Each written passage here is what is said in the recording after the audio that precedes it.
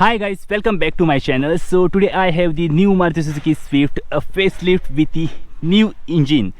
New engine में क्यों कह रहा हूँ आपको वीडियो में आगे पता चलेगा. But this is the 2024 Swift facelift ZXi plus.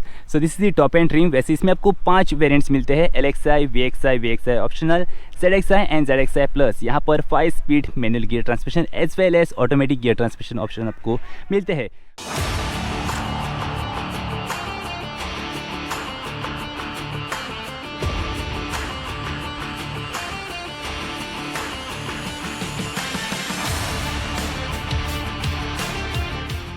First of all शुरुआत करता हूँ मैं कार कीज से. एज यूजुअल आपको जो कीज है सेम मिलते हैं with the lock and unlock button and Maruti Suzuki badging on the other side and blue insert. यहाँ पर एक मेटल की भी है. दोनों कीज जो है वो इलेक्ट्रिक मिलती है only in the top end trims. So coming to the engine, 1.2 litre petrol engine मिलता है with the 5 speed manual gear transmission on this particular variant. वैसे इसमें आपके पास ऑटोमेटिक गियर ट्रांसमिशन भी आता है. जो इंजन है पावर प्रोड्यूस करता है 80 PS and 112 newton metre torque. Insulation भी इसमें आपको मिलता है टॉप एंड ट्रिम्स में एंड मिड वेरिएंट्स में. सो यहाँ पर है wiper washer tank, brake fluid tank, यहाँ पर बैटरी प्लेसमेंट है, रेडिएटर कूलेंट प्लेसमेंट है, बहुत कुछ है. पर जो वेट है बोनट का काफ़ी लाइट है एज यूजुअल. वैसे आपको कैसे लगी नई स्विफ्ट फेसलिफ्ट? मुझे तो बहुत ही अच्छी लगी. कॉस्मेटिक चेंजेस के साथ साथ कुछ टेक्निकल चेंजेस भी इसमें किए गए हैं. एक एक की बात करूंगा, एक एक पार्ट को एक डिटेल में एक्सप्लेन करके आपको बताऊंगा कि गाड़ी में क्या कुछ आपको मिलता है. वैसे इसकी जो एक शोरूम प्राइस है शुरू होती है 6.49 lakhs and it goes up to 9.64 lakhs ex showroom. जो ए वाला वेरिएंट है इसकी प्राइस अराउंड 9.64 lakhs होती है एक्स शोरूम. कॉस्मेटिक्स की बात करूंगा. फर्स्ट ऑफ ऑल यहाँ पर है chrome Suzuki badging, black gloss, radiator grille, number plate placement. कुछ यहाँ पे ऐसे क्लाइडिंग देखने को मिलती है ब्लैक मैट कलर में. Coming to the headlights automatic मिलती है. यहाँ पर LED DRS है, LED project headlights for high beam and lower beam, halogen indicators and LED fog lights. वैसे इसमें कोई भी एक्सेसरीज नहीं लगी है.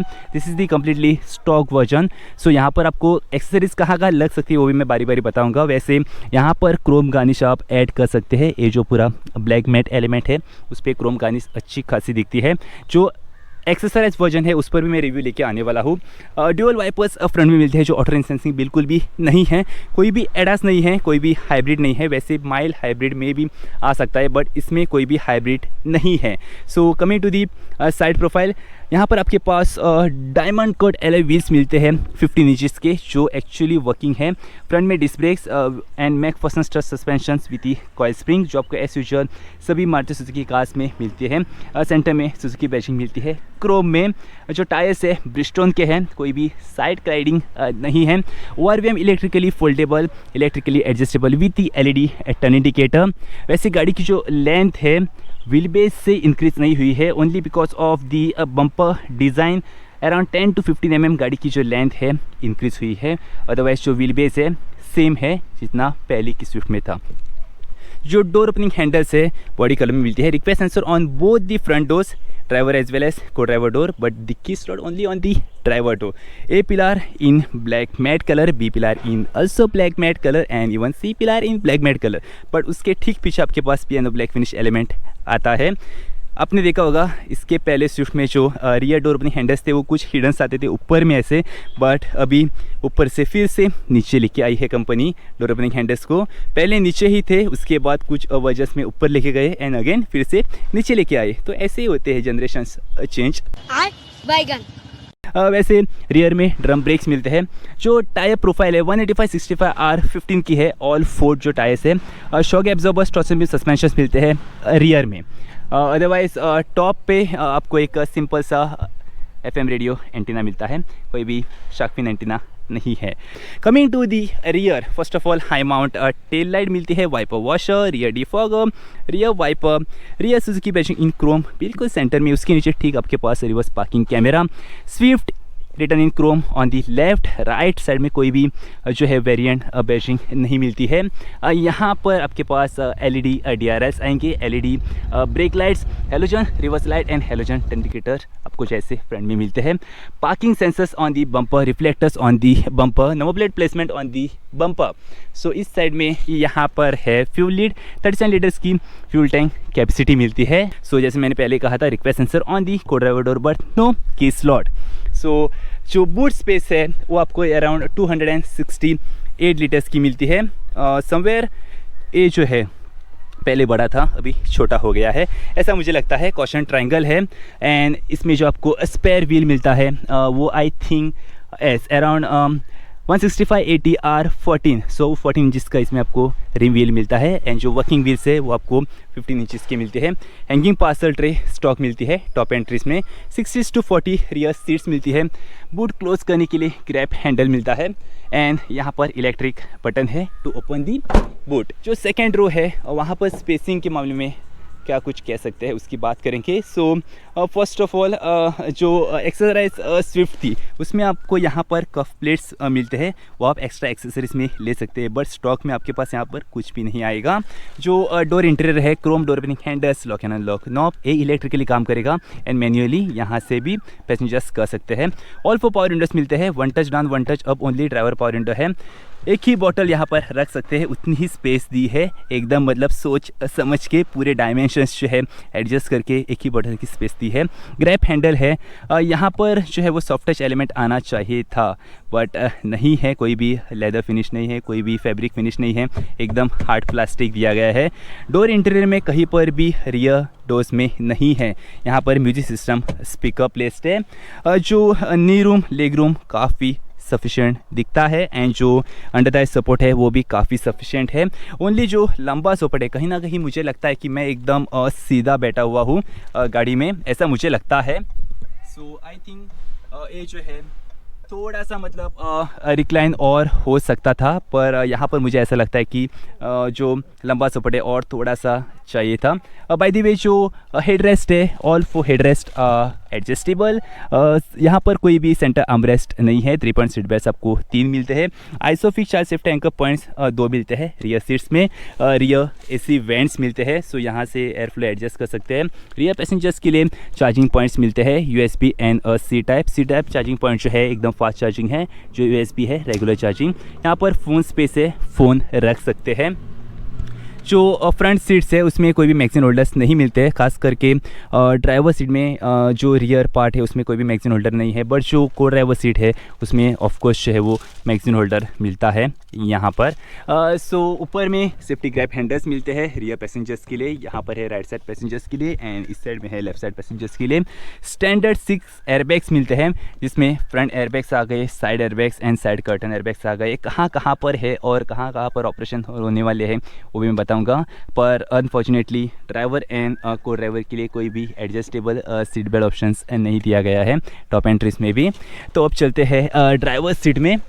यहाँ पर ड्राइवर डोर इंटीरियर में ऑल 4 पावर विंडो कंट्रोल्स आपको देखने को मिलते हैं। सो जो ड्राइवर पावर विंडो है ऑटो लिखा हुआ है।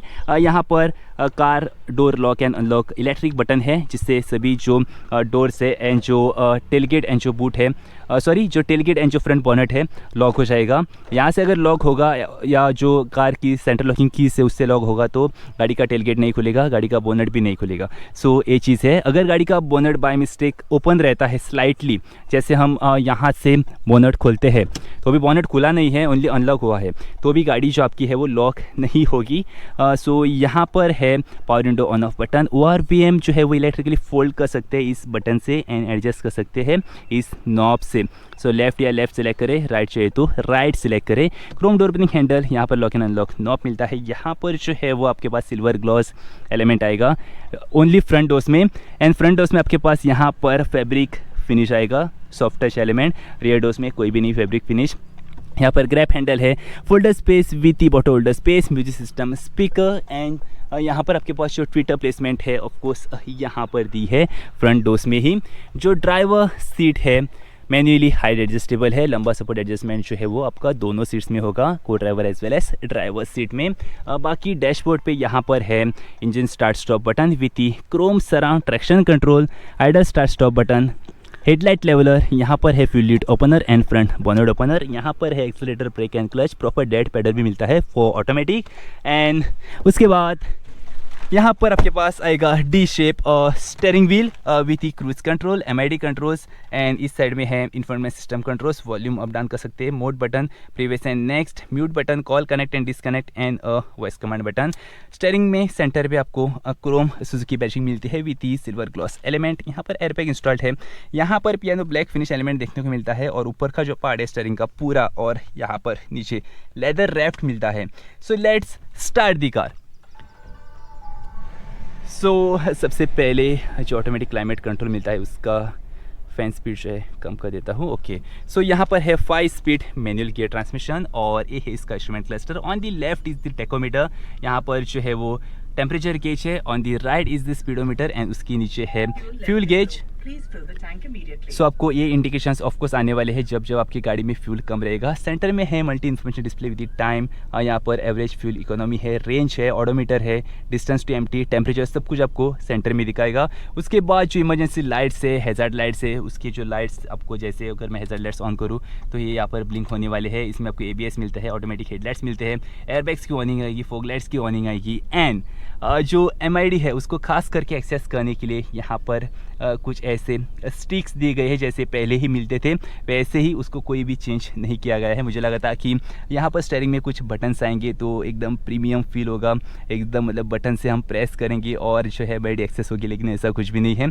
दोनों तरफ एक एक स्टिक दी गई है। सो यहाँ से ट्रिप भी जो है वो सेट कर सकते हैं, एंड राइट साइड से MID एक्सेस कर सकते हैं। राइट साइड में यहाँ पर है ड्राइवर AC वेंट, यहाँ पर फैन स्पीड एडजस्टमेंट, यहाँ पर है defogger went, automatic headlights and turn indicator controls right side में है स्टीयरिंग के, एंड लेफ्ट साइड में है वाइपर्स कंट्रोल। सेंटर में आपको इन्फॉर्मेशन सिस्टम मिलती है with Apple CarPlay, Android Auto, GPS navigation, Bluetooth connectivity, wifi, FM radio. So यहाँ से आप ब्लूटूथ कनेक्ट कर सकते हैं, यहाँ से एवरेज फ्यूल इकोनॉमी आप यहाँ से चेक कर सकते हैं।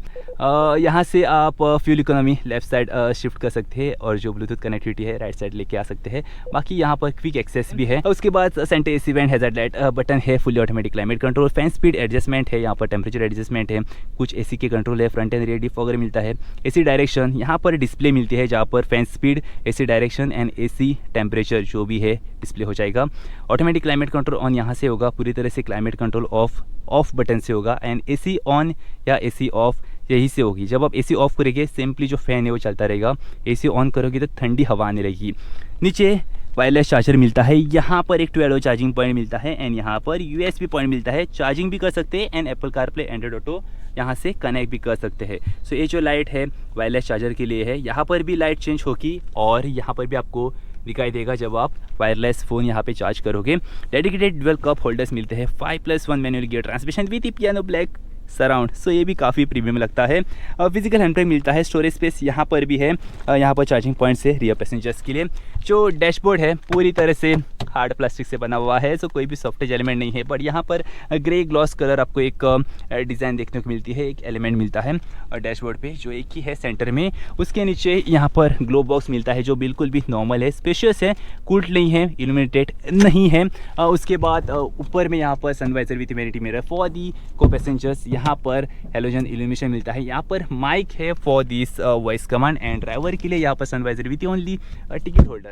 जो ORVM है ऑटोनॉमिक नहीं है, सॉरी IRVM बिल्कुल भी मैनुअल मिलता है। सो यहाँ पर उसके लिए एक नॉब मिलता है जिससे आप उसको डिमिंग मोड पे कर सकते हैं मुंह करके।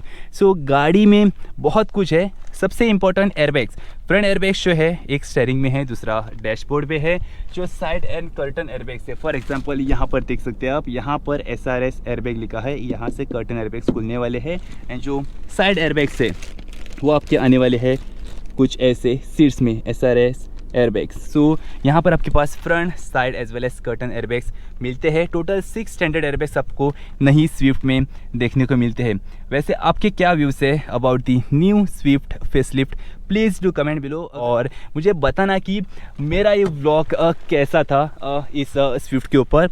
वैसे इस गाड़ी के बारे में मुझे तो मतलब जो डिज़ाइन है काफ़ी अच्छी लगी है, बिकॉज ये जो बोनट है यहाँ से जो डिज़ाइन कंटिन्यू होती है, कुछ ये जो डिज़ाइन है पूरी आपको एंड टू एंड कनेक्टेड मिलती है। देखिए यहाँ पर भी आपके पास कुछ कट्स एंड क्रॉसेस देखने को मिलते हैं। उसके बाद जो टेल गेट है उस पर भी कट एंड क्रॉस देखने को मिलते हैं, and it again continues to the other side and again at the front. So आपको कैसी लगी नई स्विफ्ट, प्लीज़ मुझे कमेंट बॉक्स में बताना, एंड मेरे चैनल को सब्सक्राइब करना ऐसे इन डिटेल रिव्यू वीडियोस देखने के लिए। See in the next vlog, till then take care, thanks for watching guys, bye bye.